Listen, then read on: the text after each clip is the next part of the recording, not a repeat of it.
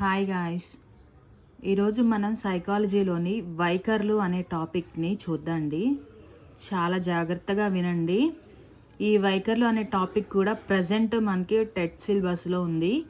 ఆ, మీరు చూడండి, వైఖరులు అనే టాపిక్ని చదువుతాను. వస్తువుల పట్ల, మనుషుల పట్ల, సిద్ధాంతాల పట్ల వ్యక్తికి ప్రత్యేకంగా ఉండే అభిప్రాయాలే వైఖరులు. వస్తువుల పట్ల, మనుషుల పట్ల, సిద్ధాంతాల పట్ల వ్యక్తికి ప్రత్యేకంగా ఉండే అభిప్రాయాలనే వైఖరులు అంటారు. ఒక జాతి లేదా ఆచారం లేదా సంస్థ పట్ల వ్యక్తి అనుకూలంగానో ప్రతికూలంగానో స్పందించే ధోరణిని వైఖరి అంటారని చెప్పేసి అనస్తాని అనే ఒక శాస్త్రవేత్త అన్నారు. అనస్తాసి అనే ఒక శాస్త్రవేత్త ఒక ప్రపంచంలో ఒక వస్తువును, చిహ్నాన్ని, అంశాన్ని అనుకూల లేదా ప్రతికూల రీతిలో మూల్యాంకనం చేసే వ్యక్తి మానసిక ధోరణియే వైఖరి అన్నది ఎవరు? కడ్జు. అంటే ఒక్కొక్కళ్ళు వైఖరుల గురించి ఒక్కొక్క విధంగా నిర్వచనాలు ఇచ్చారనమాట. ఆ నిర్వచనాల్ని మనం చూస్తున్నాం ఇప్పుడు. వ్యక్తుల విషయాల వస్తువుల గురించి వ్యక్తి ప్రత్యేక పద్ధతిలో ఆలోచించే, ప్రత్యక్షం చేసుకొని ప్రవర్తించే విధానమే వైఖరి అన్నది సుజీ. కార్ల్ హాసర్ అనే శాస్త్రవేత్త ఏమన్నారో చూద్దాం. వైఖరి అనేది ఒక వస్తువు లేదా ఒక వ్యక్తి పట్ల ప్రతిస్పందించే ప్రత్యేక ప్రవృత్తి లేదా సంసిద్ధత అన్నది కార్ల్ హాసర్. ఒకానొక పరిస్థితి పట్ల వ్యక్తికి ప్రతిస్పందించడానికి ఉండే సంసిద్ధతే వైఖరి అన్నది ఎవరు? ఫ్రీమన్. ఒకానొక పరిస్థితి పట్ల వ్యక్తికి ప్రతిస్పందించడానికి ఉండే సంసిద్ధతే వైఖరి అన్నది ఫ్రీమన్. కెరటం నాకు ఆదర్శం, లేచి పడుతున్నందుకు కాదు, పడినా లేస్తున్నందుకు అనేది వైఖరిలోని దృఢత్వాన్ని సూచిస్తుంది. ఇవి జనరల్గా కొన్ని వైఖరి గురించి చెప్తున్న మాటలు అనమాట. కెరటం అనేది నాకు ఆదర్శం, లేచి పడుతున్నందుకు కాదు, పడినా లేస్తున్నందుకు అనేది వైఖరిలో దృఢత్వాన్ని సూచిస్తుంది. ఆకస్మికంగా బాధాకరంగా జరిగే సంఘటనలు మనలో వైఖరుల్ని ఏర్పరుస్తాయి. ఆకస్మికంగాను బాధాకరంగాను కొన్ని సంఘటనలు అనేవి జరుగుతాయి. అప్పుడు కూడా మనలో కొన్ని వైఖరులు అనేవి ఏర్పడతాయన్నమాట. సమాజంలో ఎదురయ్యే అనుభవాలు వైఖరులు ఏర్పడాలని చేస్తాయి. సమాజంలో ఎదురయ్యే అనుభవాలు వైఖరులను ఏర్పడేలా చేస్తాయి. ప్రవర్తనను ప్రేరేపించగల సామర్థ్యం వైఖరికే ఉన్నది. వైఖరికే ఉంది. చూడండి, ఇక్కడ వైఖరులకు ఉన్న గుణములు ఉన్నాయి, చూద్దాం.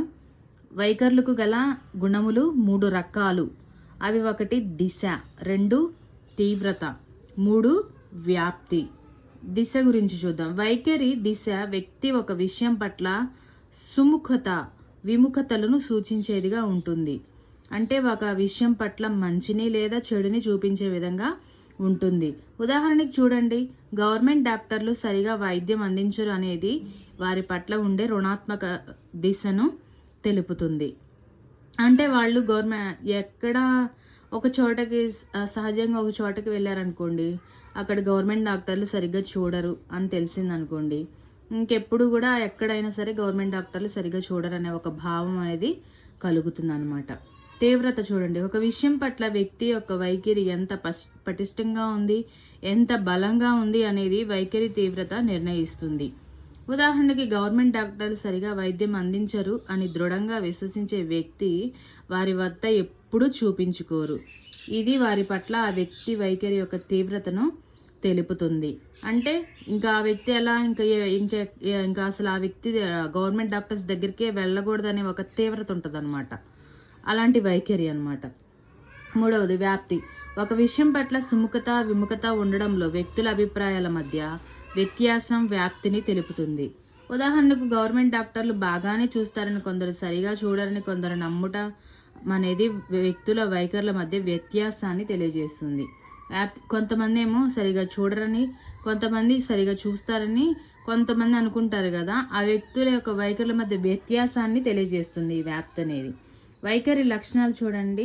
వైఖరులు పుట్టుకతో ఏర్పడవు, అభ్యసనము, అనుభవం వల్ల ఏర్పడతాయి. వైఖరులు గతిశీలకమైనవి, అనగా మారుతూ ఉంటాయి.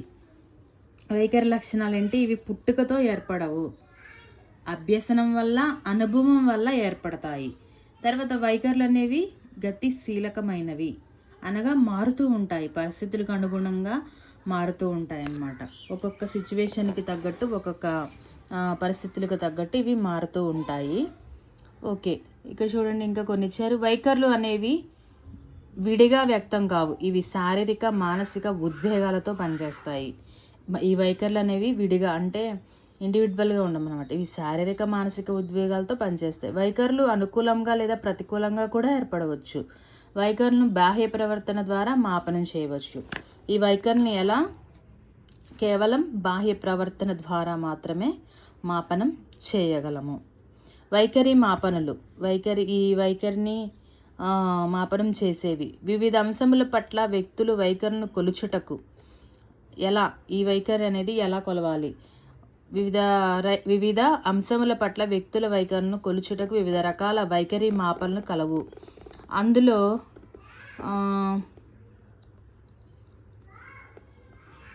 అందులో కొన్ని ప్రముఖమైన ఉన్నాయి చూడండి. తుల్య ప్రత్యక్ష విరామాల మాపని. తుల్య ప్రత్యక్ష విరామాల మాపని ఇది థర్న్స్టన్ అనే శాస్త్రవేత్త ఇది కనుగొన్నారనమాట. థర్న్స్టన్ అనే శాస్త్రవేత్త ఇది కనిపెట్టారు. సంచిత మాపని ఇది గట్మెన్. సంకలన నిర్ధారణ మాపని ఇది ఎవరు కనుగొన్నారు? లైకట్. సాంఘిక అంతరాల మాపని బోగార్డస్ ఇది ఎవరు కనిపెట్టారు? బోగార్డస్ అనే శాస్త్రవేత్త. తర్వాత సాంఘిక మితి ఇది జెయల్ మొరానో.